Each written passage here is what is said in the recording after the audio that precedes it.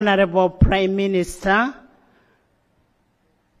Honorable Robin Anabanja, plus all your deputies, the Right Honorable Leader of Opposition in Parliament, who is watching virtually, Cabinet Ministers and Ministers of State, Your Excellencies, the High Commissioners, the ambassadors and members of diplomatic corps, honorable members of Parliament of Uganda, and members of Parliament of the East African Legislative Assembly, the guest speakers and presiding officers and their representatives, we have the Right Honorable Jema Nunu Kumba, the Speaker of the Transitional National Legislative Assembly of South Sudan.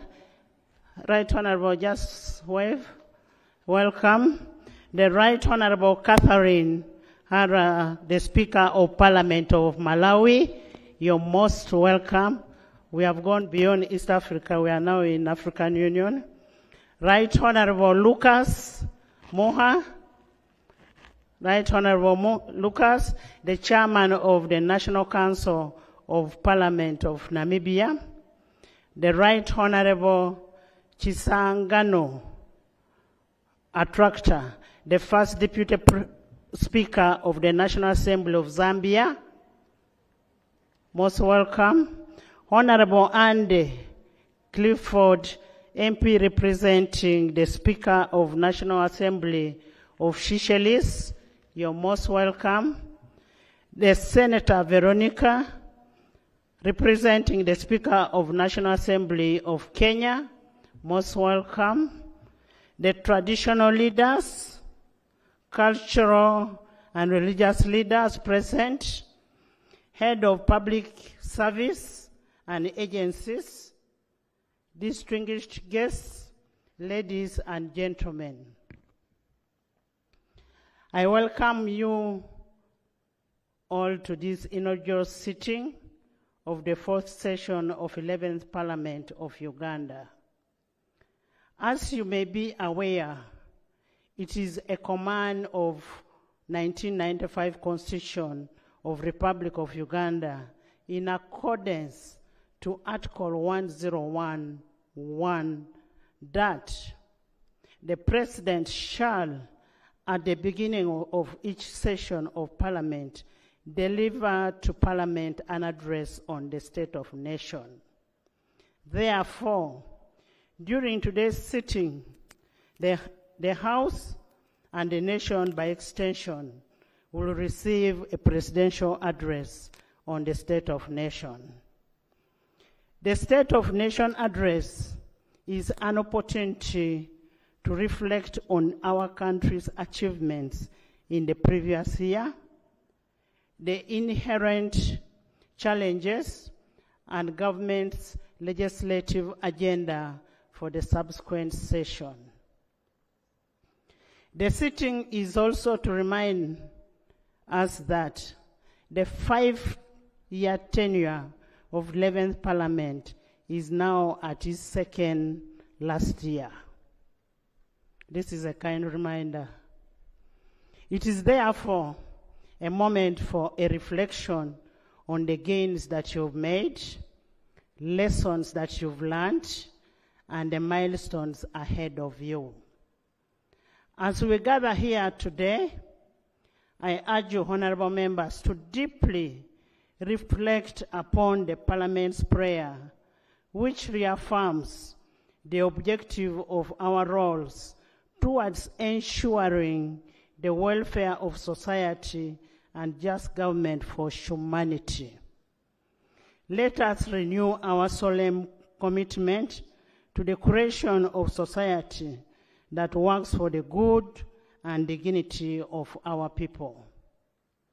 I take this opportunity to congratulate the honorable members of Parliament for the successful accomplishment of a remarkable third session of 11th Parliament. Beyond fiscal performance, in terms of legislation, oversight, appropriation, and representation. I am pleased to report that indeed Parliament and Government of Uganda have made a significant gain in the protection of our national values and furtherance of the aspirations of our people. As I will later enumerate the achievements of legislature registered in the third session, it would have not been possible without the consistent, reliable, and remarkable support from His Excellency, the President. We want to thank you, His Excellency, so much for the support. Honorable members, here you can clap for the President. The President of the Republic of Uganda has done a lot to Parliament, who is also a Commander-in-Chief of Armed Forces, General H.E.Y.K Museveni. Aware of the leadership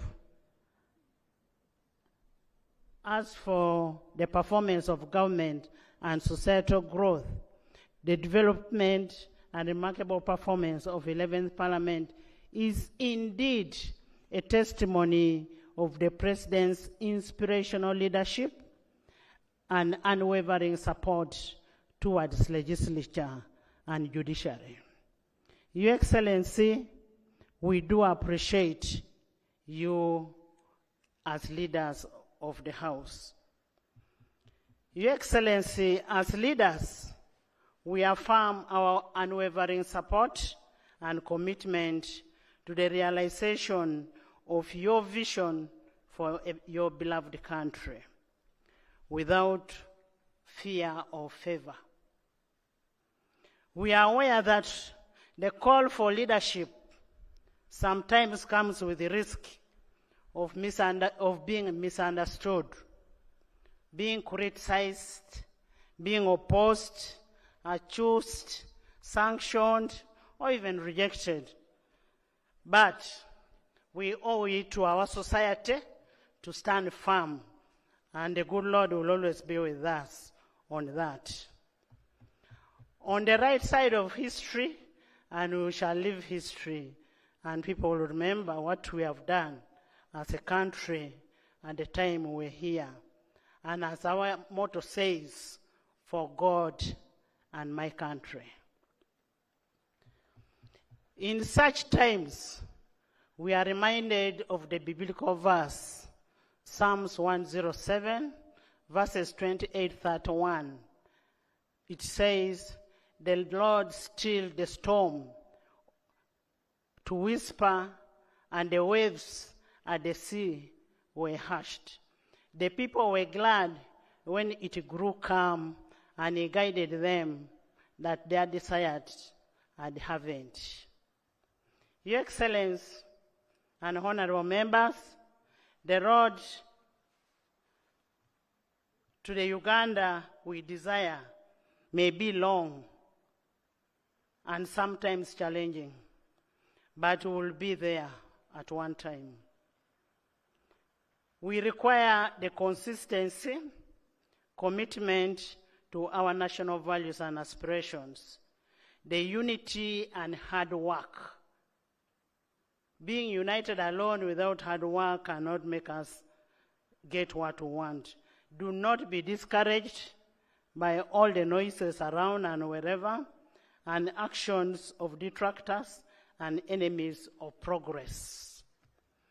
Your Excellency, during the third session of the 11th Parliament, in pursuit to the vision of a transformed, independent, and a people-centered Parliament, firmly executed its core functions of legislation, oversight, representation, and appropriation, guided by the performance principles of responsiveness, efficiency, and effectiveness. The Parliament significantly reduced the turnover round time of House business through timely consideration of bills, motions, reports, and presidential appointees' approval, among others.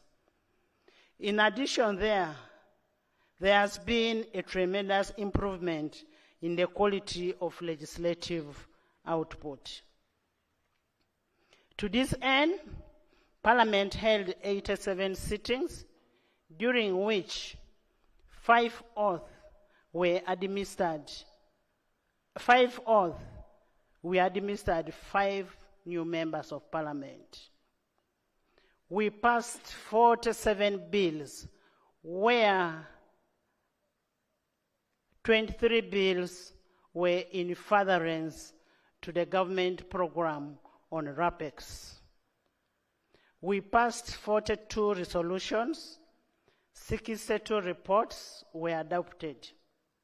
And as I said, out of the 47 bills passed in this third session, 23 bills were in furtherance of the government policy on rationalization of government agencies and public expenditure, RAPEX. The 11th Parliament supports the effort of executive in streamlining government operations, enhancing efficiency, and ensuring that the public resources are efficiently and effectively used. In cases where Parliament has discerned on a mismatch between the objective of rationalization and the stated intention of the bill, the House resolved that the bills be withdrawn by the relevant sector ministers to enable further review by Cabinet before they are reintroduced, and that is as per the law. Your Excellency, this is a complementary working relationship that 11th Parliament has inculcated with the arms of government. At the end of the day, efficient and effective responsive service delivery requires intragovernmental coordination and complementary. The 11th Parliament is fully cognizant of this precondition. Your Excellency, in order to ensure adequate financing of government expenditure priorities for financial year 2024-2025, the legislature passed tax and revenue bills pursuant to Article 152(1) of the Constitution of the Republic of Uganda and Section 8 of the Public Finance Management Act 2015.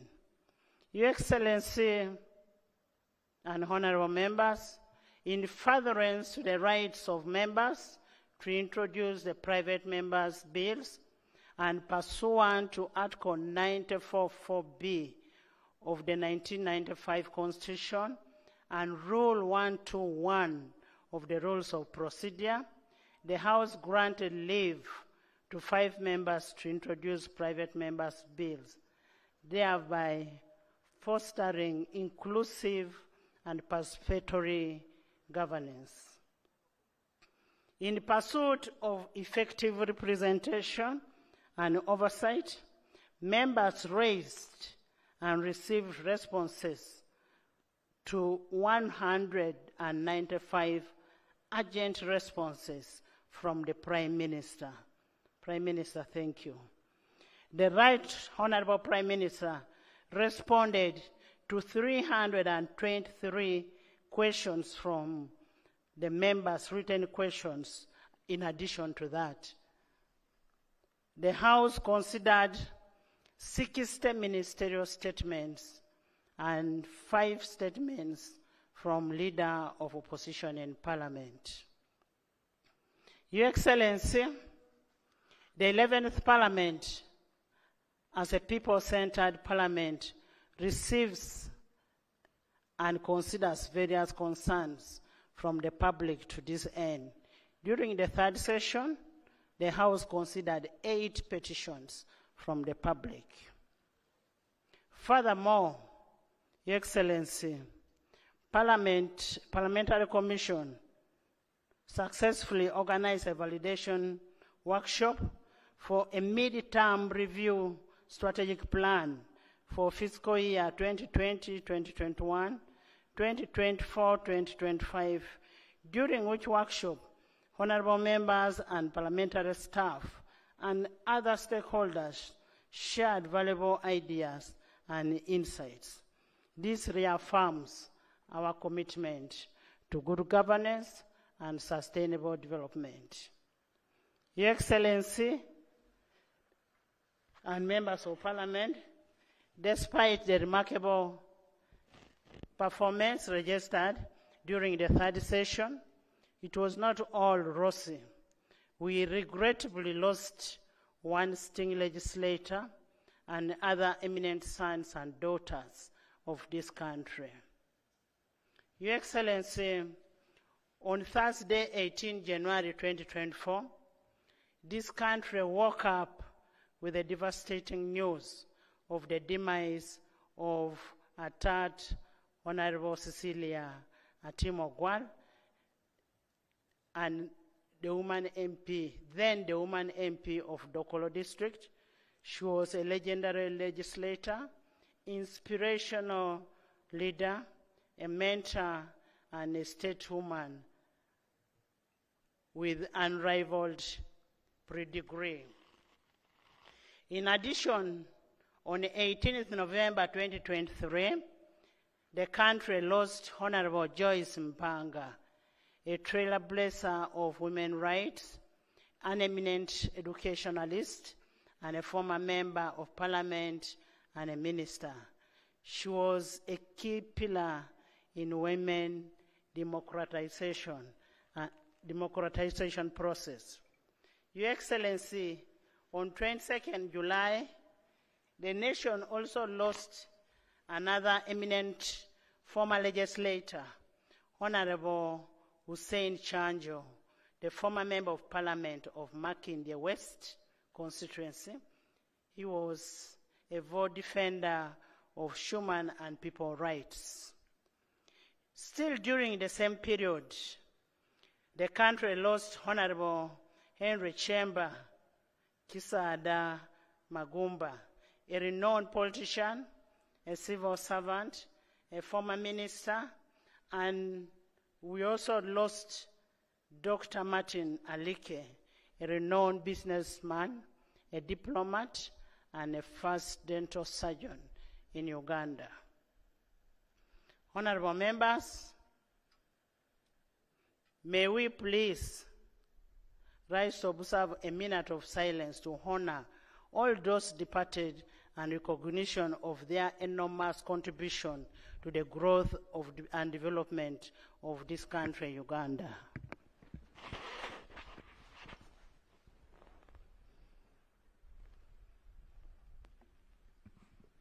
May their souls rest in eternal peace.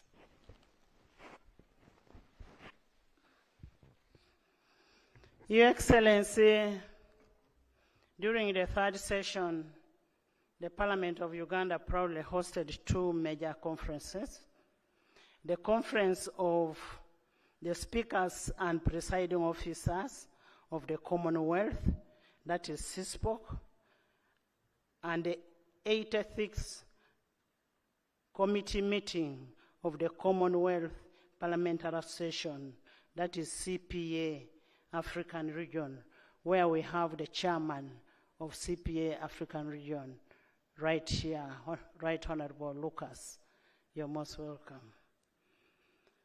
In addition, Uganda also hosted the 19th Summit of the Non-Aligned Movement and the Group of 77, G77 plus China, and the 3rd South and South Summit.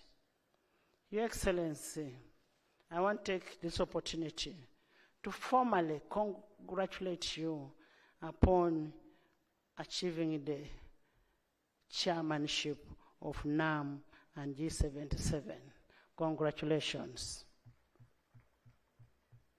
And this is up to 2027.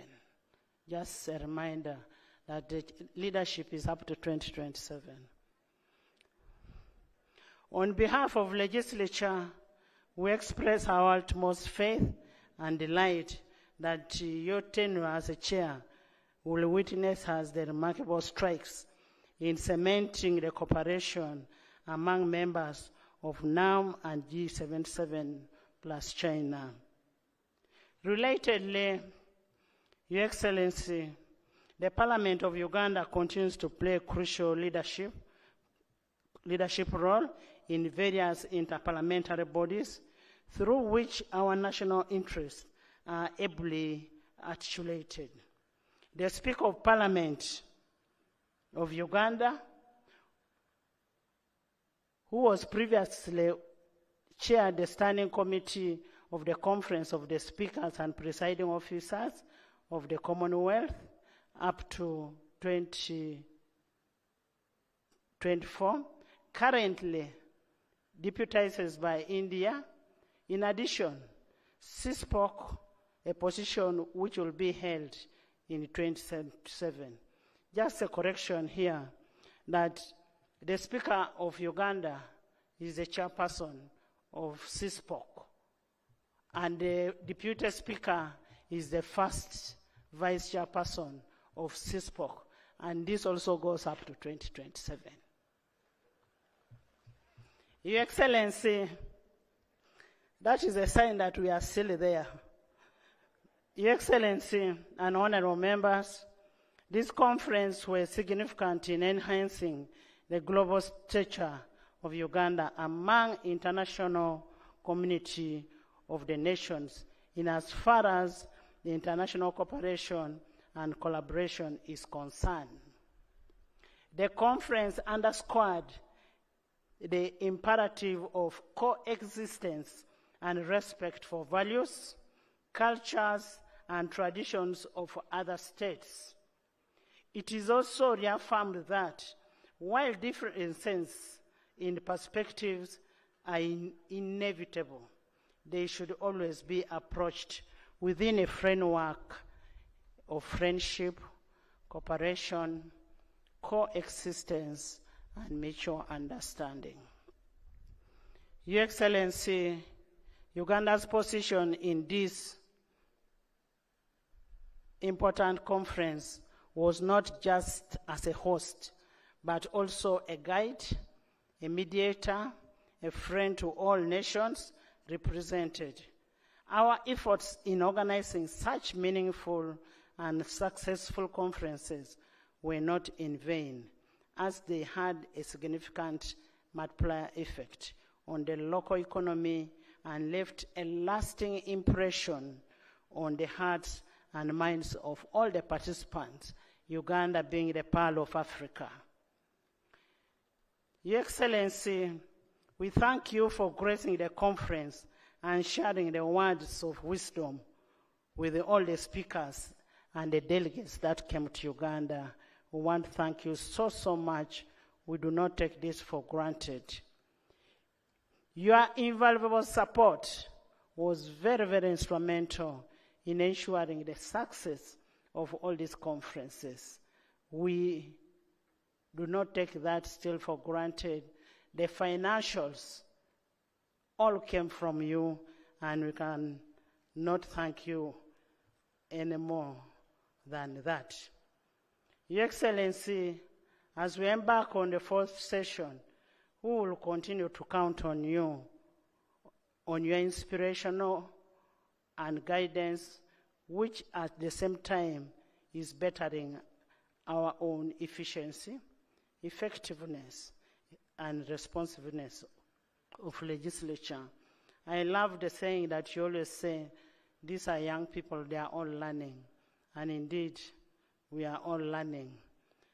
Pursuant to Article 94.4 of the Constitution of Uganda and Rule 25.1 of the Rules of Procedure, priority will be accorded to government business This will require timely introduction of government business for parliamentary conditions by the Prime Minister.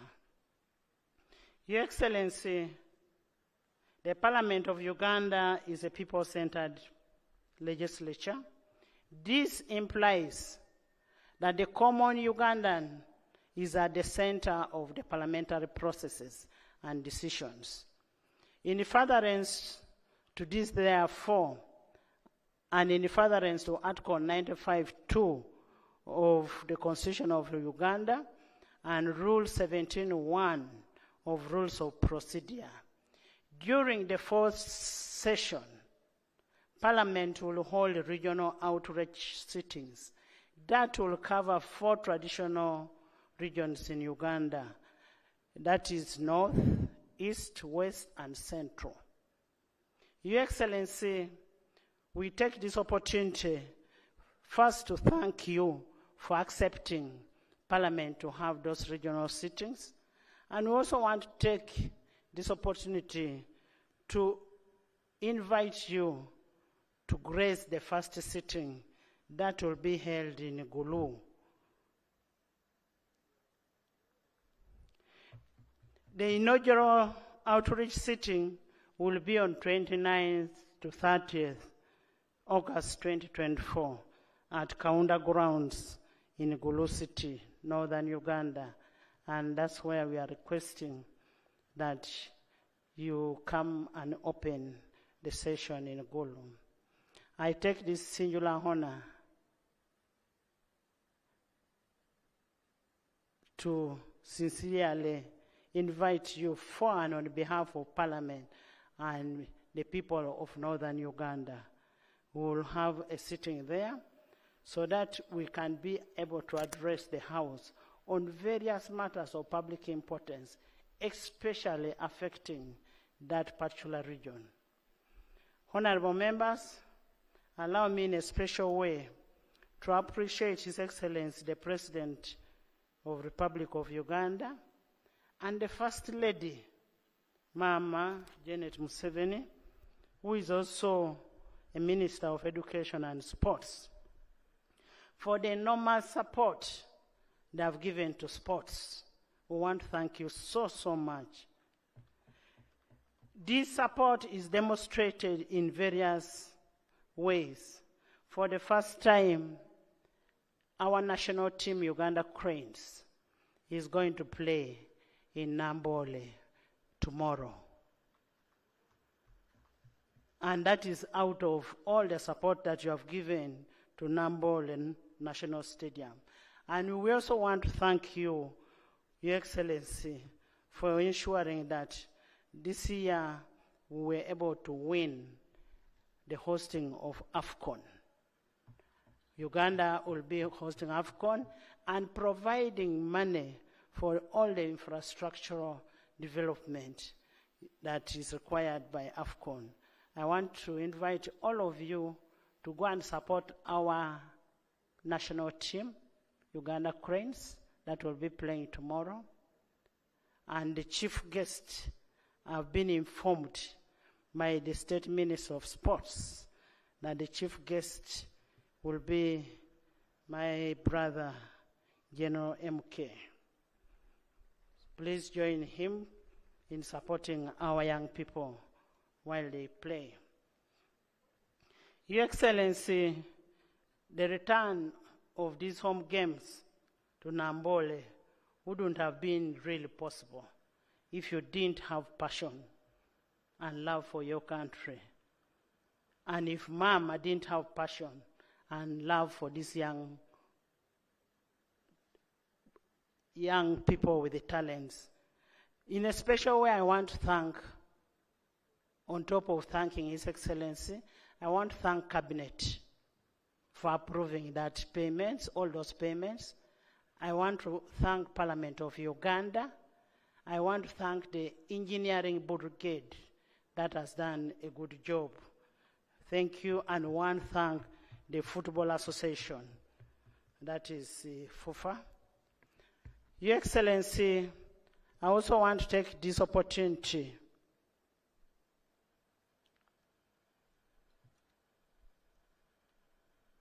to ensure that this time round we create a niche.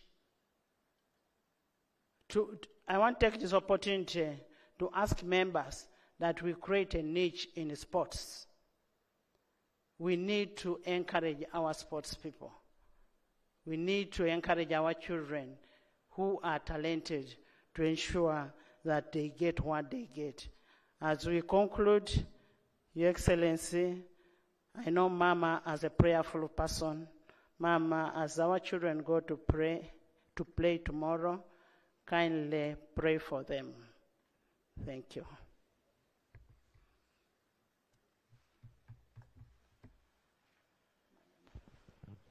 Item number 5, invitation by the Right Honourable Speaker to His Excellency the President to deliver at Parliament an address on the state of the nation in accordance with Article 1011 of the Constitution.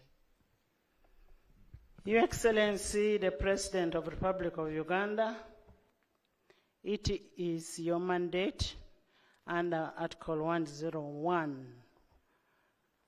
of the Constitution that at the beginning of each session of Parliament to deliver to Parliament an address on the state of nation. Honorable members, as we welcome the President to deliver his address on the state of nation, I draw to your attention and urge you to abide by Rule 10 of the Rules of Procedure, which provides in Sub-Rule 3 that while the President in making a statement in Parliament, he shall be heard in silence, and his statement shall not be followed by any comment or question. Pursuant to Rule 10.4a of the Rules of Procedure, I now take this singular honor and privilege to invite you, Your Excellency, to address this august House and by extension, the nation. You're most welcome, Mr. President.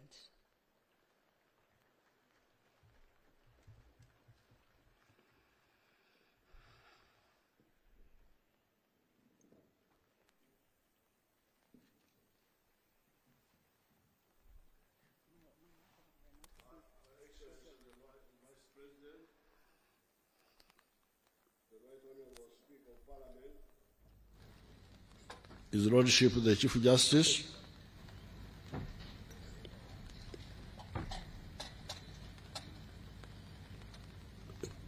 Right Honourable Deputy Speaker of Parliament, His Lordship Deputy Chief Justice, Right Honourable Prime Minister, all the other leaders, ministers, members of Parliament,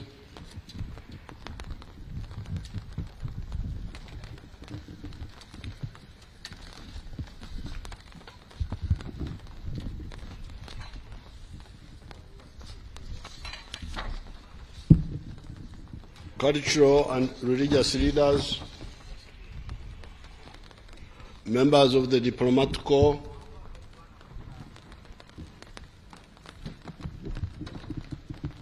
the Wananchi, distinguished guests, ladies and gentlemen. In fulfillment of the constitutional requirement under Article 101, Clause 1 of the Constitution of the Republic of Uganda, I am here to deliver the State of the Nation Address 2024. On this occasion of the State of the Nation Address, I would like to remind the Ugandans of the 3 historical missions, the 4 principles of the NRM, and therefore determine what distance has been covered in prosecuting those goals and what remains to be done, and what is the main obstacle on that transformational road.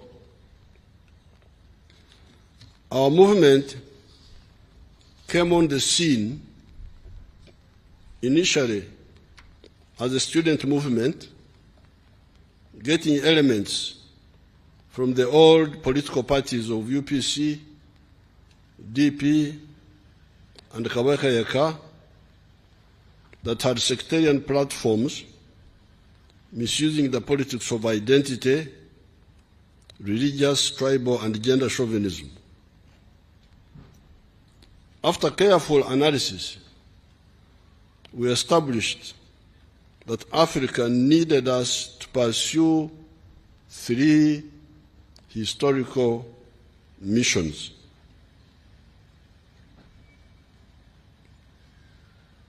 If Africa was to survive and thrive, that's how we looked at it. We looked at it as a matter of survival. If Africa is to survive, we thought it had to do the following. The 3 historical missions are prosperity for the African people, including the people of Uganda. Are the people of Africa entitled to prosperity or not? Secondly, strategic security for the African people. Do the African people need to be secure from all threats, from wherever? And taking advantage of the brotherhood of the African people to achieve the first 2 missions. These Africans you are talking about, do you know that they are either similar people or they are linked? How was the prosperity of the African people to be achieved? Could it be achieved through begging for foreign aid, as some were emphasizing? Could foreign aid give us the prosperity we are talking about? The answer, according to us, was no. Our conclusion was that prosperity could only come from each adult person engaging in producing a good or a service sustainably and selling it. That's where prosperity comes from. Each adult person must produce a good or a service and sell it. If he or she does so with H.E.Y.K, H.E.Y.K is our local language meaning maximizing profit, making sure that what you are doing will give you what you want, he or she will be prosperous. Since individuals cannot effectively work alone, the different zones of the country are always encouraged to specialize in given clusters of products or services. It is this realization that led us to distill our first NRM principle, patriotism, love Uganda. Why love Uganda? It is because you need it for your prosperity in the form of the market. Whether you like other Ugandans or you don't like them, but you need them for your prosperity, because they need to buy what you produce so that you are able to be prosperous. When you produce a good or a service, the next question is, who will buy the good or service and in sufficient quantities to guarantee the prosperity of the wealth creator. One of the factors we realized was that normally people of the same tribe or the same locality produce similar products. Hence, they do not easily buy from one another. It is the people from other parts of the country that produce different products that buy the wealth creators' products. Therefore, the opportunists that promote sectarianism and parochialism are enemies of wealth creators, starting with their relatives. They are pseudo-prophets, banabi abebshuba, banabi abobulimba. The Historical Mission of Prosperity pushed us to discover the second NRM ideological principle, that of Pan-Africanism. Love East Africa. Love Africa. Those who are the guests who are not from here, from East Africa, they had us playing two anthems, the anthems you had. One anthem is for Uganda, the other one is for East Africa. We insist on that in order for us to get out of poverty, we need Uganda, we need East Africa, we need Africa. Because if they buy what we produce, we are going to be prosperous. And if we also buy what they produce.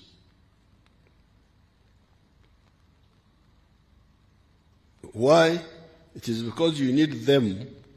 You need East Africa, you need Africa for your prosperity, other issues aside. When wealth creators get serious with production, when they increase the production of goods and services, the internal market is no longer enough. When you see people talking of tribes and religions, it is because they are not serious. Because if you are a serious wealth creator, there is no way you can talk of a tribe or religion. Because you need the pockets of so many people to support your prosperity.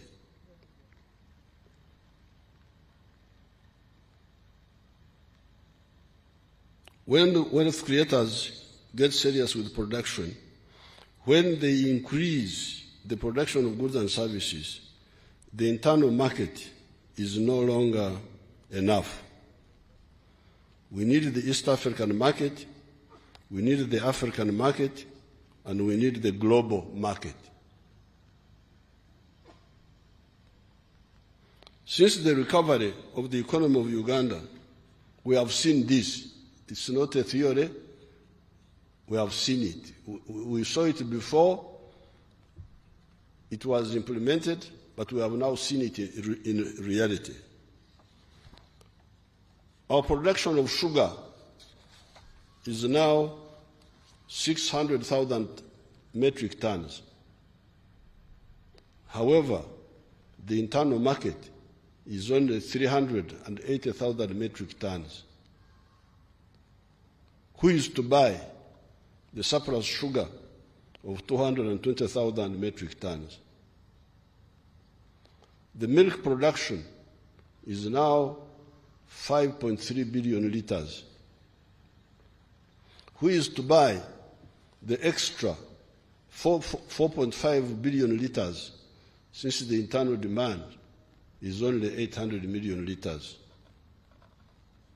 The cement production is now 6.4 million metric tons, and yet the internal demand is only 2.4 million tons. Who is buying the surplus? How about the steel products? The internal demand is 1.5 million metric tons, yet the annual production of steel products in Mitayimbwa, although still at 610,000 metric tons, leaving a deficit of 890,000 metric tons, it will soon be about 3 million metric tons with the new vertically integrated steel industries using the high-grade obutare. Obutare is our indigenous word for iron ore of Muko in the Rwanda area. So soon our production will be 3 million metric tons of steel, and yet the internal demand is 1.5 million. Who will buy the surplus steel? The products of the new vertically integrated factories will completely wipe out the need for importing high-quality steel for hydropower dams, the railway, high-rise buildings, etc., that need very strong steel, different from the steel of the recycled steel products from scrap metal. Because up to now, we have been using scrap metal, the old tanks of Idi Amin, to make steel. But now we are going to use our iron ore, our obutare, the best in the world. There is no other iron ore which is richer than this one, 70% pure. Even now, we also import steel ingots and add value. Some of this steel is re-exported to the region. The answer for all these questions is that it is mainly East and Central Africa that are buying the surplus. The commercial area is buying goods and services worth $2.157 billion from Uganda. Therefore, the NRM was right to distill the principles of patriotism and Pan-Africanism, and to oppose groups that were pushing for parochialism in Uganda and Eurocentrism globally. You know, when we were about to come into government, I went to Europe, and the Europeans asked me, because our old political parties here, the Democratic Party was allied to the Christian Democratic Party of Germany. They were actually being supported by the Konrad Adenauer Foundation. The UPC was being supported by the Social Democrats. They have got their group. They are the ones who helped them to build the Uganda House, to start building the Uganda House. Then the government built it using government money. And when we came, some people wanted me to take back the building. I said, no, watch H.E.Y.K. So these fellows expected us to side with the European parties, Social Democrats versus Christian Democrats. I said, sorry, I'm not part of that crowd. I am an Afro-centric person. I start with Africa. I don't start with Europe. I'm not a European. So we refused to join those groups. They had a Christian International, Socialist International. We have never gone there. Never. And we told our people clearly that our focus is Africa. And here, I'm giving you facts now. I'm not talking about stories here. I'm talking of cement, The list is too long, I couldn't finish it.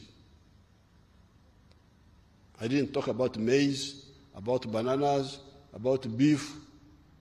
You know what is happening. It is Africa that is supporting us, and we are also supporting them.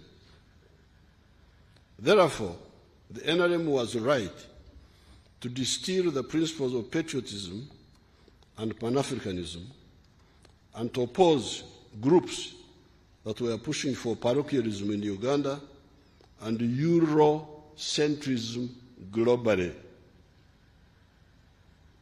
After the careful analysis, we realized that our prosperity, first and foremost, needed patriotism, that is, love Uganda, and Pan-Africanism, love Africa.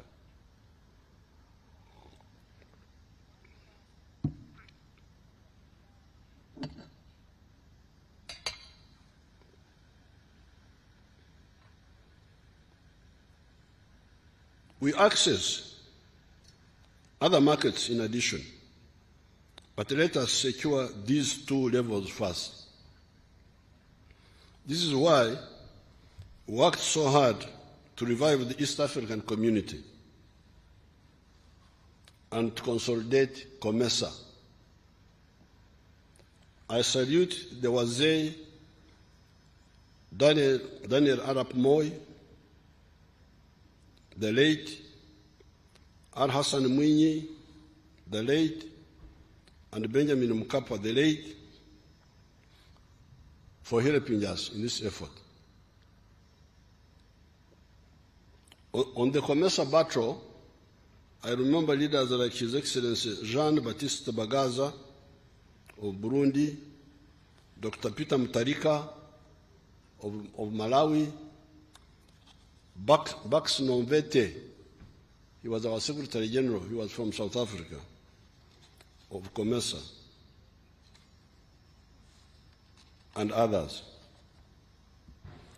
The third principle of the NRM ideology is socio-economic transformation through education for all, Bona Basome, and wealth creation for all, Bona Bagagaware, by all the families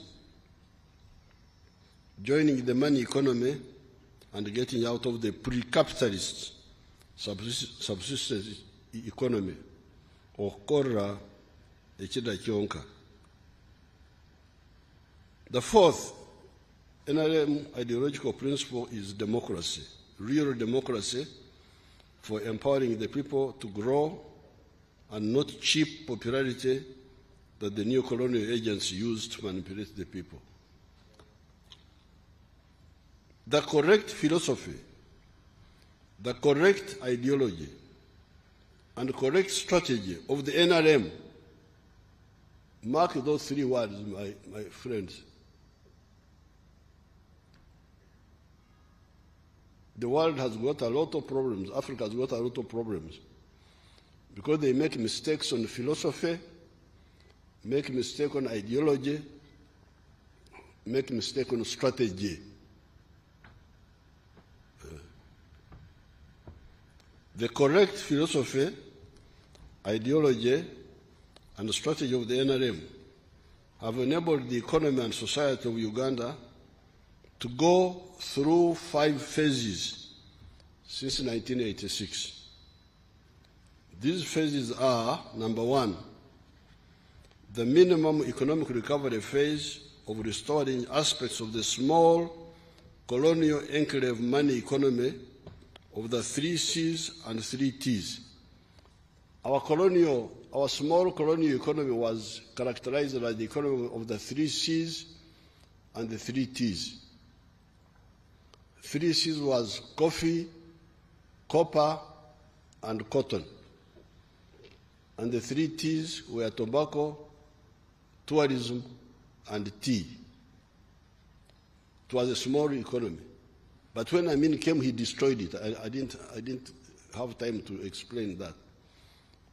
So when we came in, we had to restore that small island. That's why we are calling it enclave. Because enclave means an island of modernity surrounded by a sea of backwardness. That's the situation we had here in the 1960s. And that small island was comprised of the 3 T's and the 3 C's. But Idi Amin destroyed it. So when we came, we had to bring it back. This is the first phase we call the minimum economic recovery. 2, expanding that enclave with the more production of coffee, tea, etc. That small island was producing coffee of 2 million bags. We are now producing 9 million bags. That small island was producing tea of 23 million kilograms before Amin came in. By the time we came, tea production had declined to 3 million kilograms. We are now producing 60 million kilograms of tea. So, number 1, minimum recovery. Number 2, expansion of the small island economy. Number 3, the diversification of the enclave economy by commercializing the production of bananas, cassava, milk, fruits, palm oil, cocoa, fish, beef, etc. Because during the time of the British, they would say that coffee was the cash crop. Milk and maize and so on were not cash crops. They were just for home consumption. But we said no, all these are cash products. That's why, therefore, phase 3 has been diversification. Phase 4, adding value to some of these raw materials, such as cotton, fruits, milk, tea, timber, sugar, etc. The other day in my speech in Nairobi, I was able to castigate the African practice of exporting raw materials. This is very, very, very, very dangerous for this continent. Here, I have banned the export of unprocessed minerals. If a mineral is not fully processed, I don't allow it to be exported. But even the other products, we are struggling to add value to all of them, even coffee. Now, number 5, phase 5, the knowledge economy through the production of vaccines, the production of automobiles, and so on. So we are now also entering the 5th phase where we use the science of our young people to produce products. These measures have enabled the economy to grow from US dollars 1.5 billion in 1986 to now US dollars 55 billion by the foreign exchange method and US dollars 180 billion by the PPP method, purchasing power parity method. With US dollars 1,182 per capita, Uganda now has entered the lower middle income status. We have just entered the ground floor of the middle income. Just the first floor, we are down there now. Mwebale okuyingira mu gorofa esooka. Tumwagala kwekubirako mu ngalo bannange.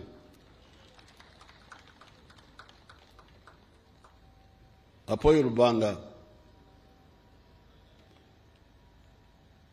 There are, however, still some trade barriers in the East African community. These are really roadblocks to our prosperity. All the East Africans should work to remove these bottlenecks by implementing fully the common market protocols, the customs union protocols, so that the fragmented markets of Africa become one market.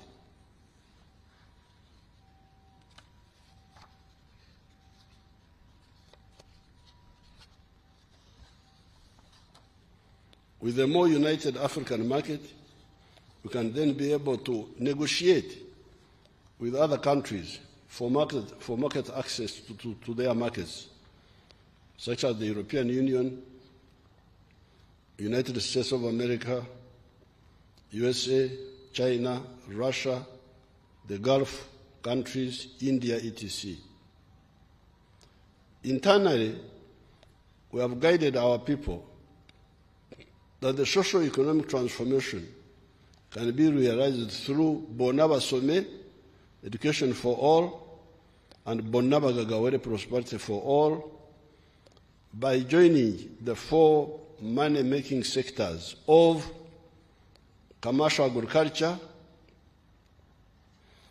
manufacturing, services, and ICT. The government has provided grants or soft loans for wealth creators to use in joining these sectors in case they do not have their own capital.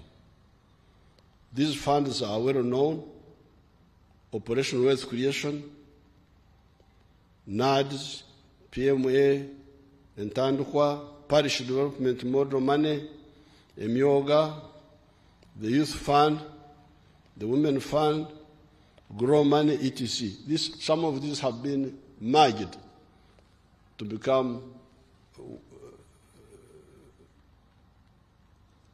fewer funds, but doing the same work. These funds are mainly for the low-income people. The actors that are more empowered should borrow from the Uganda Development Bank for agriculture, for manufacturing, and some of the services such as tourism. We don't give loans for importers of perfumes and dead people's clothes. You know, I was having a big discussion with them here. Those importers, I cannot give a loan to somebody, soft money,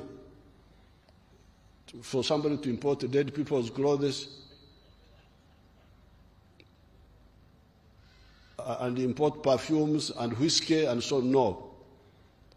The Uganda Development Bank money is for manufacturing, for agriculture, and for some of the services. If you want to import perfumes, go to the commercial banks.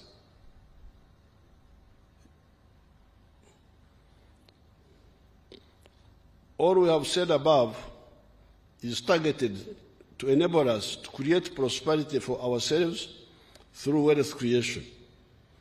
The second historical mission is strategic security for Africa.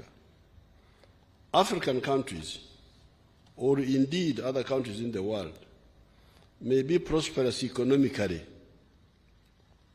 Strategically speaking, however, they may still be vulnerable vis-à-vis other global actors. In the Second World War, the first victims of German aggression were the developed countries of Denmark, Holland, Belgium, etc. Even France was conquered by Germany. Therefore, there is something about size. Indeed, the smaller countries of Europe were rescued by the mighty Soviet Union that defeated Hitler's army at Moscow,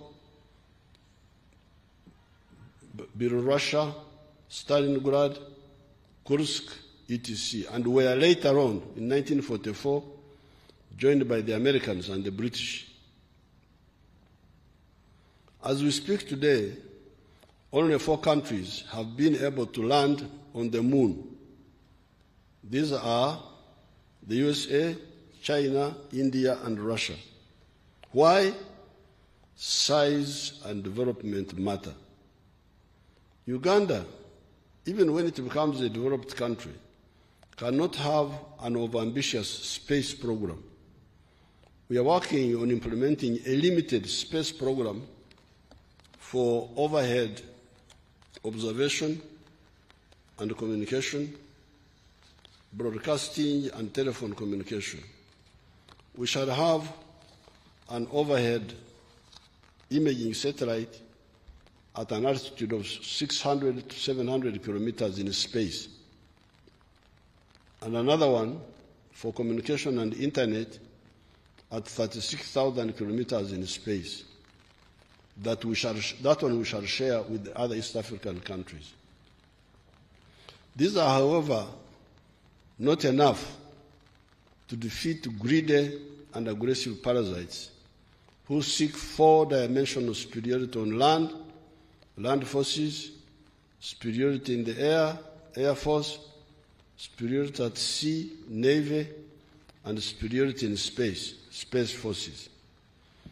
It is partly for this reason, but also for the purpose of implementing the economic integration of the markets easier, that we, the African revolutionaries, our departed elders, such as Kwame Nkrumah, Mwalimu Nyerere, Sekou Toure, Mzee Kenneth Kaunda, and we, their young followers, put forward the principle of political integration as another element of the Pan-Africanism principle. While we always aim at creating a continental common market for the whole of Africa, we also aim at creating a regional political federation where possible. While it is possible and desirable to create a continental common market, a political federation which represents a maximum form of integration should only be for peoples who are either similar or compatible, and preferably with a common language. This is how East Africa has always been the best candidate for political integration. The peoples of the area are the Bantus, the Nilotics, the Nilo-Hamitics, and the Cushitics, whose dialects are either similar or linked. Those delegates, those visitors of yours from Malawi, from Zambia, I'm sure I can speak with them. When we finish the ceremony here, I will greet them. I will say, Muri bwanje, turi wino, muri chari. I'll be talking to them. However, on top of all that, we have the good fortune of having the neutral dialect of Swahili that would easily be the official language of the potentially very powerful Federation of East and Central Africa. This East African Federation, with one army, a common citizenship, in addition to wider common market already talked about in this speech, will provide perpetual insurance for the freedom of the black race and other freedom-loving people in the world.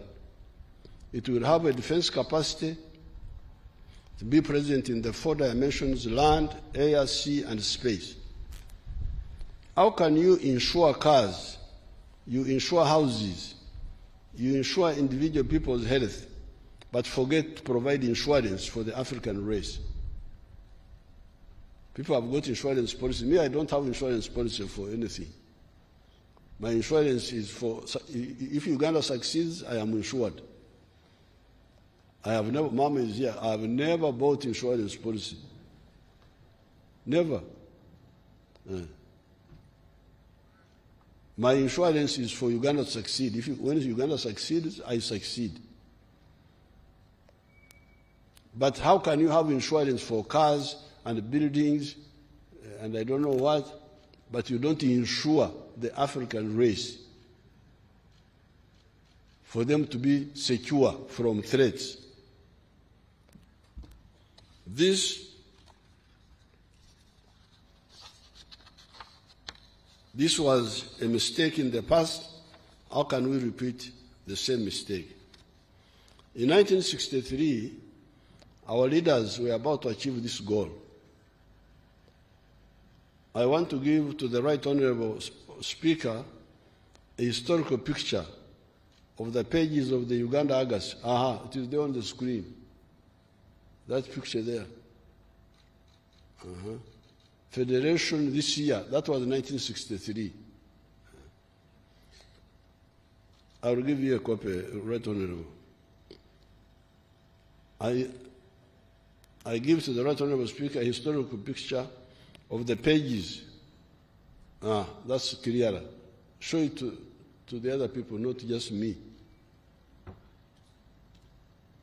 Are the audience seeing it? That was 1963. And it was the 6th of June, like today.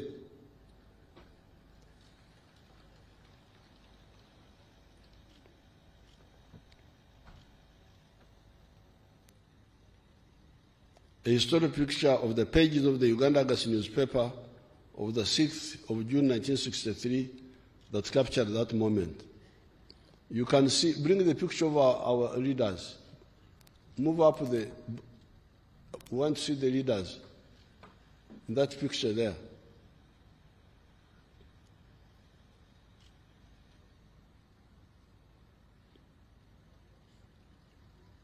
The picture below is, yes, the picture below is, you can see our elders, Mzee Jomo Kenyatta, Mwalimu Nyerere, Mzee Milton Obote, with others, including a delegation from Somalia,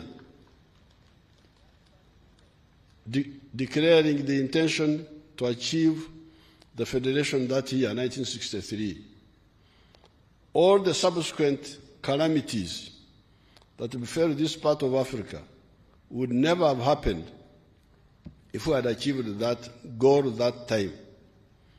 The calamities I'm talking about were the seizing of power by Idi Amin in Uganda, the massacres in Burundi in 1972, the genocide in Rwanda, the collapse of the state authority in Somalia, the prolonged civil war in Sudan, or even the Renamo war in Mozambique, etc. There was no way Idi Amin could seize power here if we had an East African government. It couldn't happen. But the fragmentation, the pseudo-sovereignty, you can imagine when Amin grabbed power here, Africans who wanted to oppose him could not do it easily because they were being told, Uganda is independent, Uganda is independent. And even when Amin was killing us, when we would try to get support from other people, we would be told, no, it is Amin's right to kill you because you are his subject. You are his subject. So that missed opportunity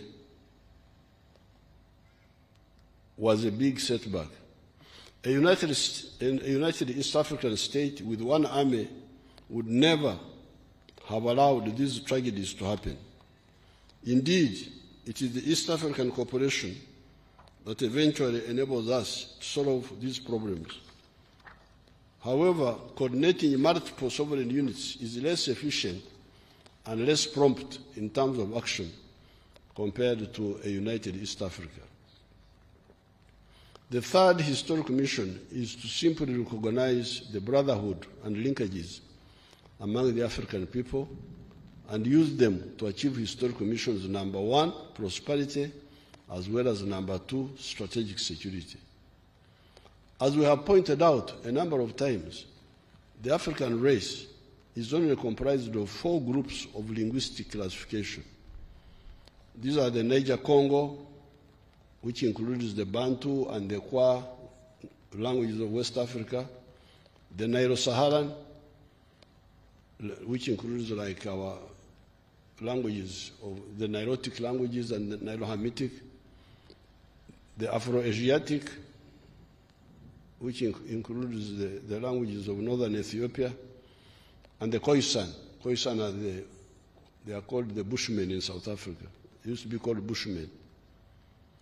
These groups have linguistic similarities within each cluster and linkages between them. In other speeches, I have demonstrated this. You can check on those explanations. The NLM line has been that the people we are trying to unite for the sake of their prosperity and strategic security are either similar or linked. It is therefore a betrayal for the African political classes to fail to grasp this and instead preach sectarianism, parochialism, etc. I therefore call on the Ugandans, especially the Bazukuru, to audit what has been achieved vis-à-vis the 3 historical tasks and the 4 ideological principles of the NRM, see what has been achieved and what remains to be done. Then you should do your own part to do what is not yet done. With patriotism, we have been able to unite the majority of Ugandans. That is why the NRM always wins with a majority on the first round when we go for elections. On the side of Pan-Africanism, we have revived the East African community together with the Wazee Daniel Arap Moi, Al Hassan Mwinyi, and Benjamin Mkapa. Later, our brothers from Rwanda, Burundi, Congo DRC, South Sudan, and recently Somalia joined the East African community. This has helped cross-border trade. Uganda exports goods and services worth US dollars 2.1 billion to the East African countries, and goods and services worth US dollars 2.157 billion to the COMESA countries. There are, however, still non-tariff barriers. With His Excellency William Ruto recently, we agreed to remove all these barriers against sugar, milk, eggs, fruit juices, etc. Saying that X country has got good rains this year and harvested a lot of maize, and therefore X country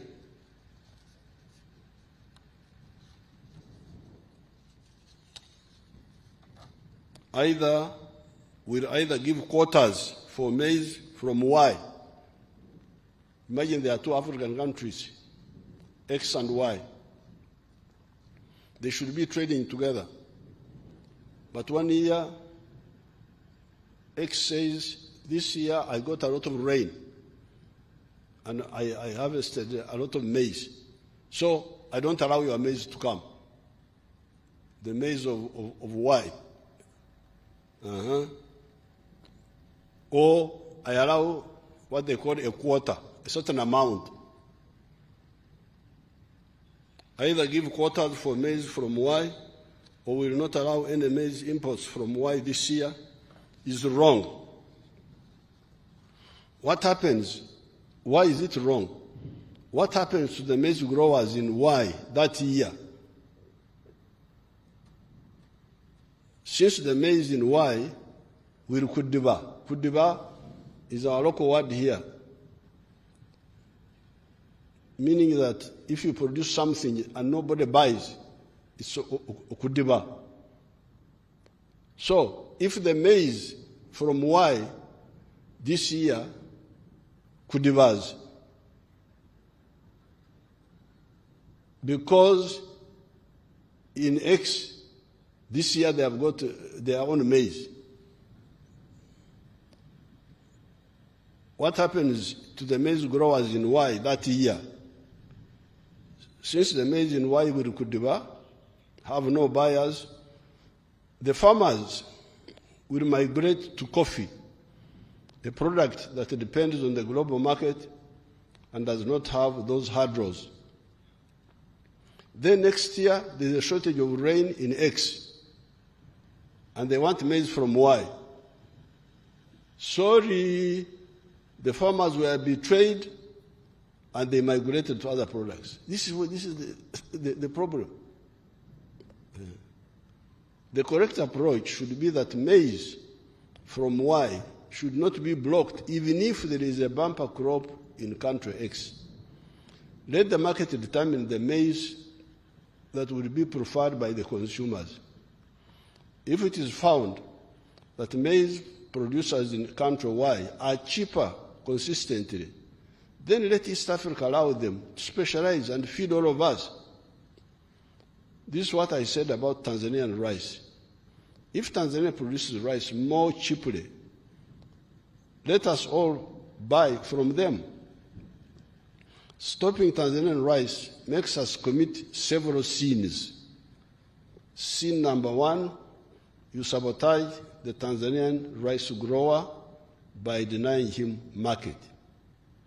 Sin number two, you rob the Ugandan consumer by forcing him to buy rice from the inefficient Uganda rice grower at a higher price, because you are punishing the Ugandans to buy more expensive rice that it is because it is from Uganda.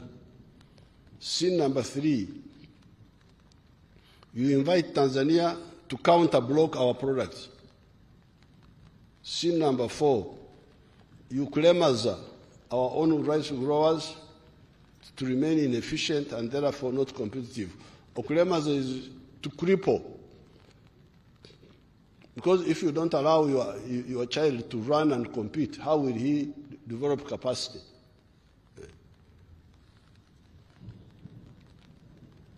Therefore, let all the East Africans insist on full free trade in the East African Community area and eventually in the whole continental free trade area, CFTA. This is the second task of the Ugandan wealth creators. Struggle for the completely free trade in the common market of East African Community and Africa. The first task of the Ugandan wealth creators is to ensure that all the adults engage in wealth creation in the four sectors of commercial agriculture with the Kibaro, Chura, Otita, Aymar, profitability assessment, manufacturing and artisanship, services, and ICT, using the provided funds of PDM, Emioga, GROW, UDB loans, etc. The third task, after we have fully recovered from the adverse effects of corona and other negative global phenomena, ensure that we provide completely free education for the Ugandan children in government primary and secondary and tertiary institutions, so that we achieve our target of Bona Basome, education for all. The fourth task is for the Ugandans and other East Africans that have got the right spectacles to see how the black race can survive as a free people, or even survive at all, to struggle and bring about the creation of the East African Federation. We have long proposed the movement of the willing. When Mwalimu was let down by his contemporaries on this issue, he moved with Mzee Karume to unite Tanganyika and Zanzibar to form Tanzania. It has been a great success. If we all can move together, it will be good. If we cannot, let the willing move. The crucial point that needs to be done is for the Pan-Africanists to be more active in pushing for the struggle for the political federation of East Africa and for the full economic integration of the common market of Africa. You should aggressively expose those who work for foreign interests and are always diverting our people through the media to the interests of the foreigners. If you read the papers, nobody is talking about African integration. You pick the papers. Papers, social media. What is your future? If you don't know that integration of the market is our salvation, then how can you be in leadership? What are you leading? Are you a leader unto darkness and death? How can it be that you read the papers? Nobody. Football, music, cinema, I don't know what. Okay, you can do those things, but you must survive first.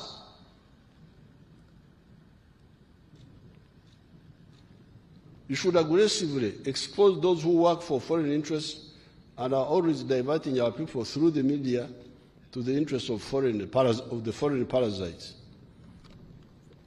The African race will enjoy football and music better. I am a footballer myself, you remember?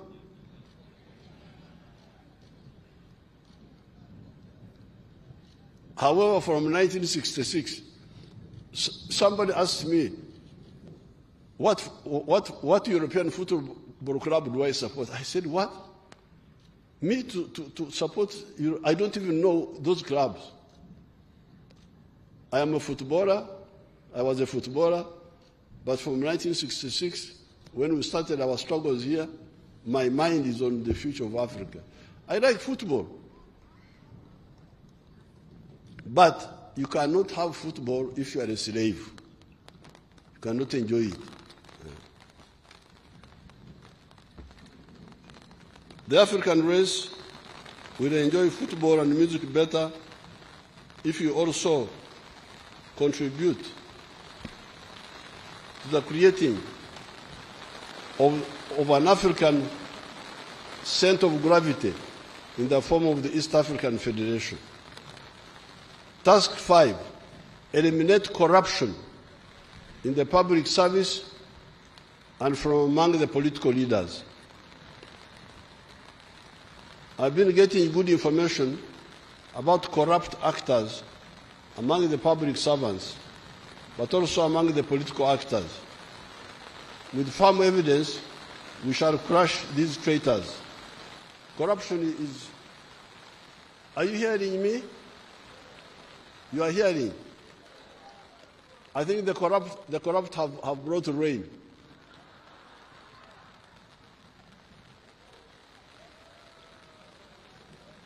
You know, they work with our rainmakers.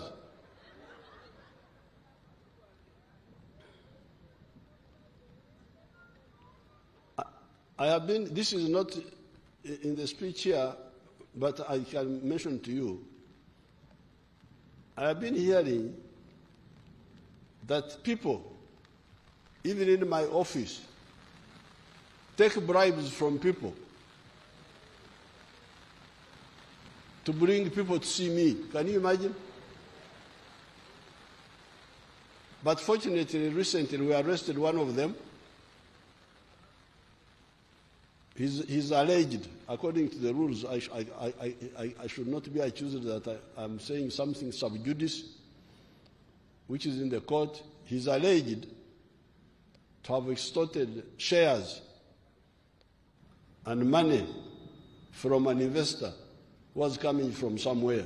He's now in court. So we are moving. We are going to get them. I have been hearing stories that there is a racket from the Minister of Finance to Parliament.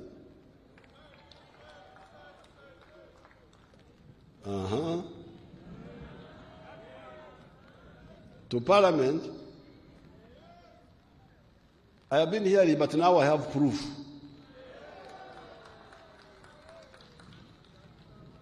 Norecho ababi bafude banange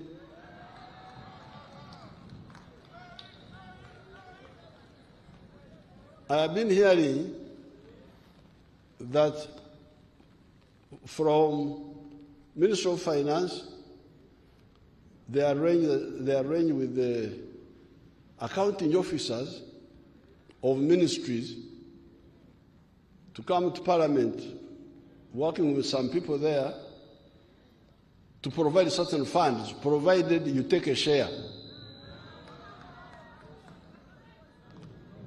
I didn't believe this, but now I have proof. So, therefore, really the corrupt are like the foreigners. You know, some of these foreigners don't know Uganda, don't know us. When you see them doing what they are doing, and those who support them, I'm very sorry for them, because they don't know how strong we are. We are patient. We don't overuse our strength. But if you make a mistake, you will see. So I don't know how those who threaten us, this one, please, we are wasting your time. We are not going to move. Because we are sure, we are people of here, this is our land. We want nothing from anybody, so you are wasting your time. Don't come with the threat. You are wasting your time. Uganda is a land of martyrs, but not only martyrs, but also heroes. We are celebrating 2 days. Because the martyrs don't shoot back. But we are both martyrs, but also heroes. On the 3rd, we are celebrating Martyrs' Day. On the 9th, you remember 9th, you come. We shall be celebrating Heroes' Day. We are fighters. Nobody can play around here. So I feel really amazing that some of our people can join this corruption, knowing that we have the capacity to crush all this group. So now I have got proof that what I've been hearing as a rumor is actually true.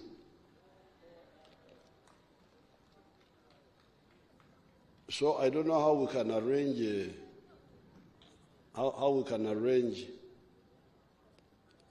what do you call it? Amnesty.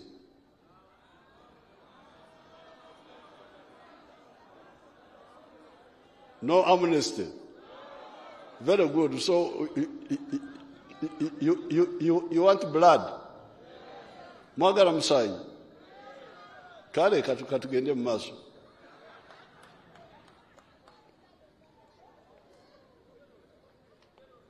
Public servants and political leaders that steal government money are corrupt and will be crushed. There are, however, other actors that get bribes from foreigners to work for foreign interests. These are both corrupt and traitors, and we are monitoring their activities. If they do not stop, and with evidence, we shall deal with them also.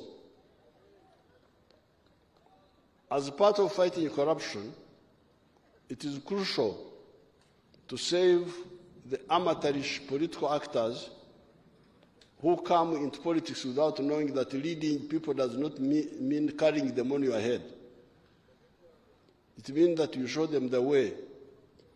The situation of inexperienced, careerist-minded leaders who do not listen to the advice of the NRM is further complicated by the bloodthirsty parasites in the form of the unregulated money lenders who charge extortionate interest rates from these desperate political actors when they come to borrow money for unuseful expenditures. I've already directed the Minister of Finance to cap the interest rates chargeable by money lenders. The inflation rate in Uganda is 3%. Why should the commercial banks charge 20% interest? How about the money lenders charging 36% or more? This is pure extortion. The PDM and the Myoga funds are going to become the poor people's banks, able to lend at 12% or less after 24 months. We are going, this PDM money, people are trying to sabotage it, but I can hear it beginning to penetrate. People are beginning to understand it now. They are beginning, slowly, the villagers are beginning to appreciate. That's what I hear. The other source, I have already directed the Attorney General to guide the Minister of Finance as to how he can criminalize this extortion by the money lenders. The other source of corruption has been the fundraising that is borne mainly by the opportunistic politicians over-anxious to please parts of their electorate by pledging money for the fundraising that they do not have. We are due to meet to resolve this diversion. I agreed with the reason we should meet and really discuss the issue of fundraising, because this is part of the pressure that makes leaders make mistakes. Uganda's economy and society are moving forward, the mistakes by some actors notwithstanding.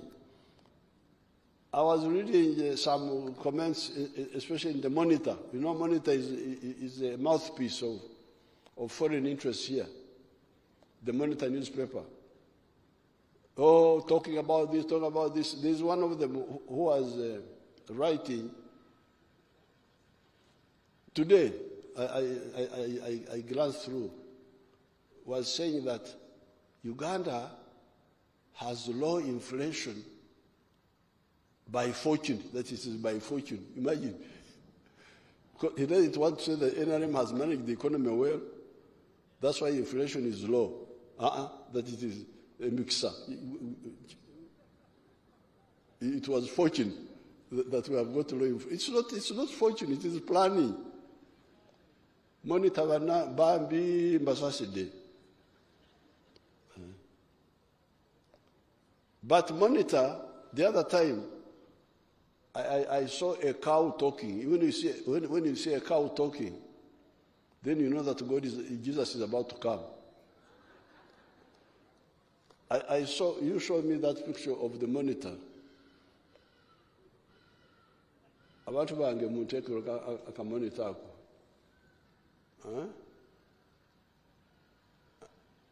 Bring it properly.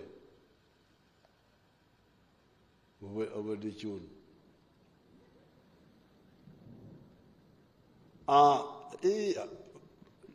Naye abalabe balina omulimo wano basabotage enkuba eremye ate kati batusika.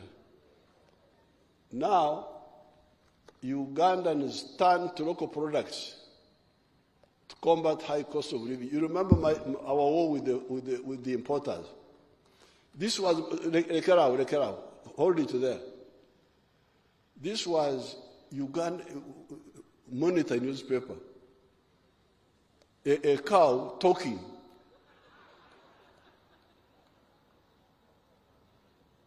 Saying that because we put tax on the imported products, imported dead people's clothes, and that rubbish from outside, that now Ugandans turn to local products. This was, which date was this? 30th of what? Of May. You people, you get Monitor. Ente turns okwogera. A cow is talking. Because that's what we said. Why don't you buy the local textiles which are being made here? So Katonda jali aba Monitor Katonda abayisemu okwogera ebyamazima. But otherwise they were trying to. Thank you very much. You can move on.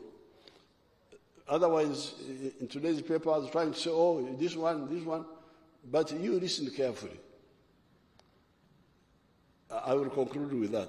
Uganda's economy and society are moving forward, the mistakes by some actors notwithstanding, the foreigners interfering in our internal affairs are not a threat at all. There is no foreigner who can threaten us. No foreigner can threaten us. I have written a piece I will share with the Ugandans on that. The real threat to Africa's progress have been internal weaknesses, such as undermining the private sector. I mean, 1972 when he expelled the Indians, and Mzee Obote, 1970 when he announced the Nachivu announcements, interfering with the private sector. Wrong concept of army building, sectarianism, corruption, etc. Otherwise, Africa's ability to defeat the imperialists had been demonstrated by Samora Machel defeating the entire Portuguese army in Mozambique in 1974, Robert Mugabe and ZANU defeating the Ian Smith regime in 1980 in Zimbabwe, the Cuban army comprised mainly of black soldiers defeating the White Boer army at Quito Cuanavare in Angola in 1988, etc. So our armies defeated European armies in the 1970s. It is our internal weaknesses that have since that time given the impression that Africa is weak. NRM has correct philosophical, private sector-led efforts, ideological, the politics of interest and not identity, and sectarianism, and strategic wealth creators and integration to create markets for their products positions. That is why the economy is growing in spite of the betrayal by the parasites. With the crushing of the corruption, Uganda, given our overall correct positions, is unstoppable. Everything else is in place. What is the problem now is just corruption. In the budget speech, I will add some more information on this line, saying that everything else is in place now. It is only corruption and a few other mistakes that can sabotage what we are doing. Therefore, the Right Honourable Speaker, I thank the Parliament for the following laws you passed since my State of the Nation address. Those laws are put in Annex 1. I put it as Annex 1 in this speech. In the coming year, the Executive will present the following bills to Parliament for enactment into law. I attached them as Annex 2. They will be attached to the speech. Finally, I want to salute the Speaker, the Deputy Speaker, and the NRM MPs. In the past, there was a risky and shallow tendency by some actors that would try to use Parliament to undermine the Ugandan revolution, which is part of the African Revolution. This, of course, was a miscalculation that was provocative, but we managed to handle it peacefully. Right Honourable Speaker and your team, I congratulate you for working harmoniously with the Executive. I'm told some of the foreigners are saying that Anita Mongo, because he doesn't undermine the Executive, she's not a good speaker because she should be Okulemesa, government. Very risky miscalculation. In the recent budgeting process, Honourable Speaker, I congratulate you for working harmoniously with the Executive. I also want to salute the judiciary. In the recent budgeting process, you came together and you were able to synthesize a rational and transparent budget for the country. I called these people. You know, these are like school children. That there is executive somewhere, then there is a parliament somewhere else, then there is judiciary somewhere else. They don't meet. Then this one budgets, then brings the other one. I said, but why don't you first agree together? You are all here in Uganda. Your address is here. Why can't you meet and you look at the whole budget? They came and they looked at it, and the budget they brought was harmonized by the three arms. They were able to see that we need this, we need that, we need that. So I want to thank the Parliament and the judiciary. In the recent budgeting process, you came together and were able to synthesize a rational and transparent budget for the country.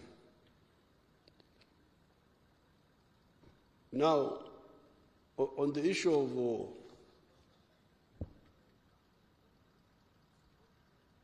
the corruption,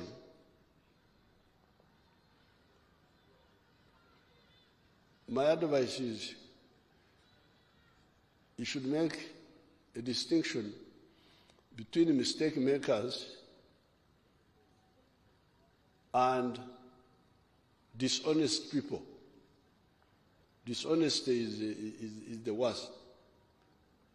But making mistakes, especially for many people who have not listened carefully, it's not. I wouldn't be surprised. That's why many times I try to help out groups who have made mistakes. But what I cannot tolerate is like this question of saying, we give money to this ministry, but we take a percentage of it as individuals. This is dishonesty. It's not a mistake. It's a crime. It's a betrayal. Or the ones who go abroad. These foreigners have been approaching our people. They all bring reports. Have been approaching our people. You go and make a bad report against the government of Uganda, and we shall give you an award. And the award will have so much money attached to it in Europe. I wish them good luck. That money of betrayal, we are following it up. We are following it up. They think that we are fools. I don't know why they think so. But we follow all of that. So those two, the dishonest and the traitor, are the ones we are targeting. The mistake makers, we can cancel them and show them how to do things. Because if we were to punish all the mistake makers, we would have nobody to work with.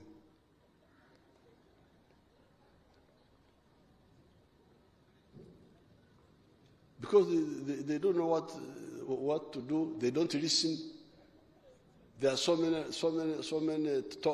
languages. This one is saying that. This one is saying that. So, dishonest, foreign agent, mistake maker. Those are three people who need to be handled differently.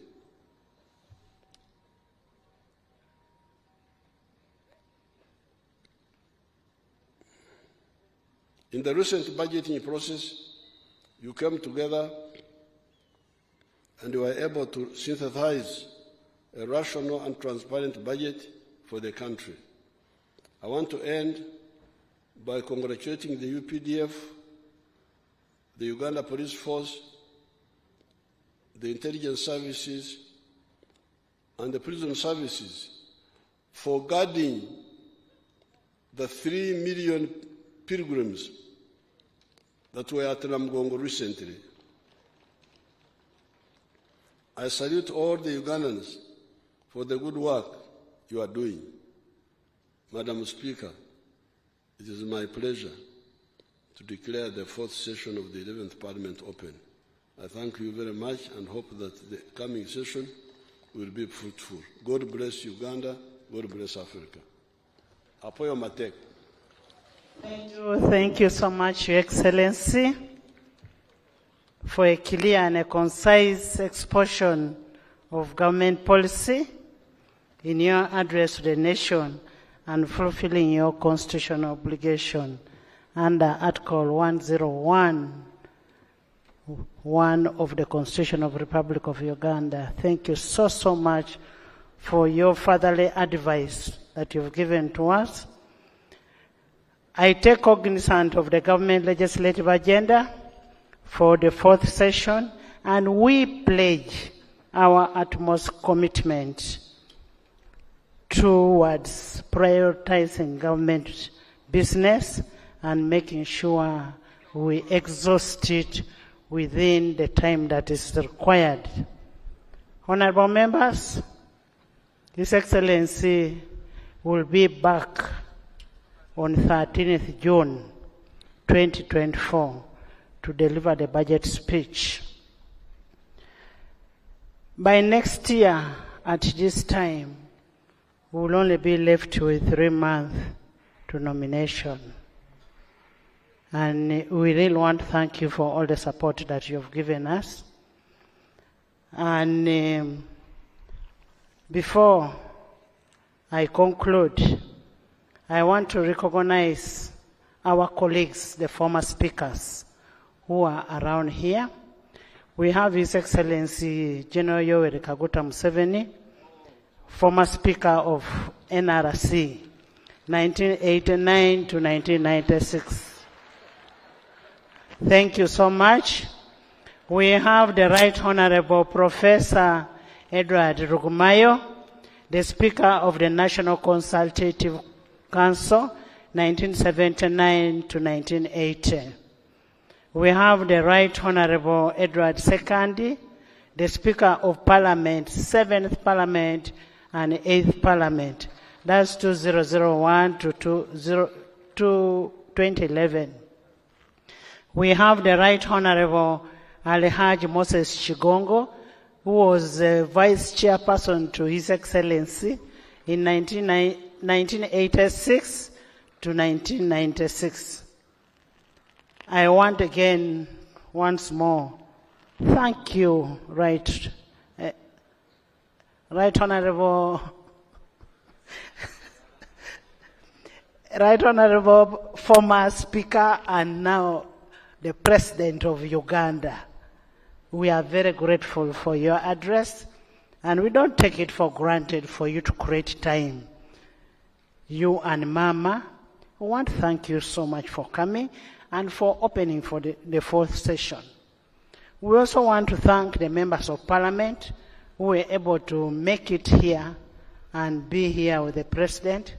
We want to thank the executive, the cabinet, for being here, and in a very, very special way, we want to thank our visiting speakers and our ambassadors that are here. Thank you so much for coming over. And after this, we will invite all our guests, and I'm saying all our guests, for an evening session at Parliament. We have an evening session. This session is over, so we shall invite all our guests for an evening session in the conference hall in Parliament. You're all most welcome.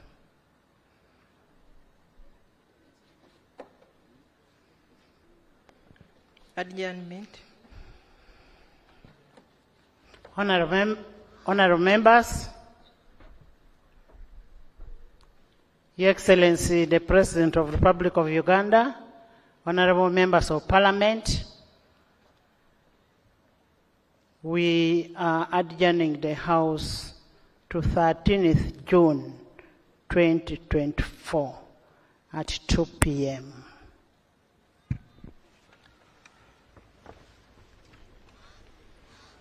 The anthems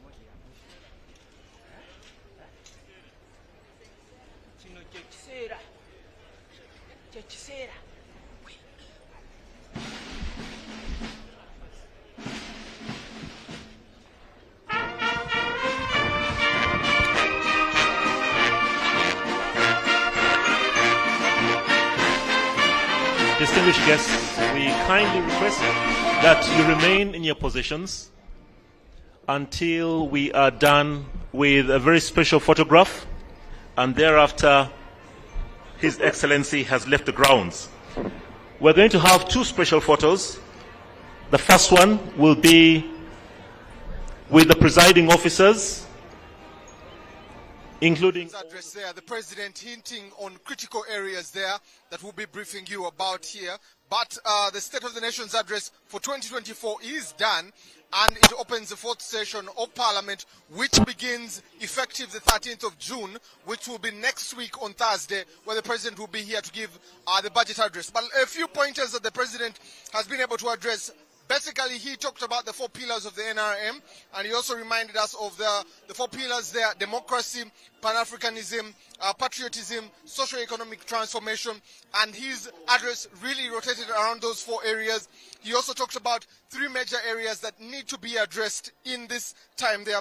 He also talked about prosperity, which is especially for the household, but also every adult Ugandan that is there, but also Africa as a large. He talked about strategic security from all threats, and with these two, coupled with brotherhood, he says they can be merged together to ensure that that happens. He went on to address a few things there, that prosperity is not about begging aid from foreigners there. That is not prosperity, and it's not an answer. The answer is every adult needs to produce either a good or a service, and this is to sell to ensure that the region is developed.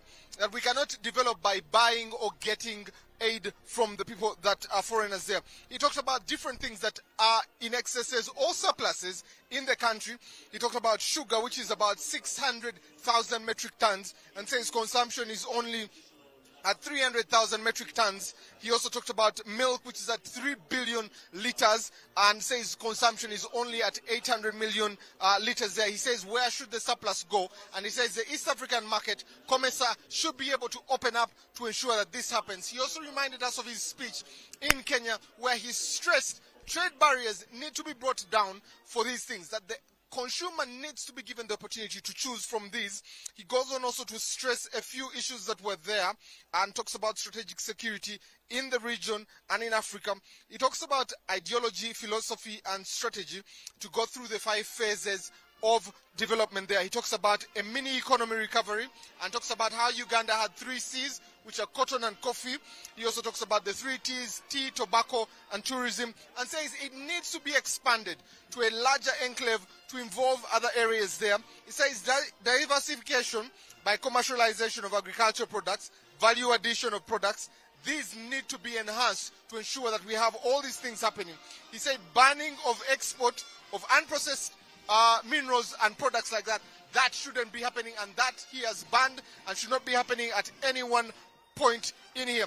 He finally says in the 5 phases there, the last one is the knowledge economy, and he says this is an area we need to indulge even more, vaccines and mobility, to be able to increase our income statuses there. He congratulated the country on getting into the lower income status. This is something he talked about in 2022 in his State of the Nation's address, and it shows progress in 2 years as a country. Trade barriers in East Africa. He also talked about commercial agriculture, services, ICT, manufacturing. These are the areas that Uganda or the region or as a bloc of Africa we need to be playing in. He goes on to talk about UCDA for anyone that would like to get into commercial agriculture. This is where the money is. But if you want to bring imports, which he allegedly said are dead people's clothes or perfumes, there, go to the commercial banks and be able to get that.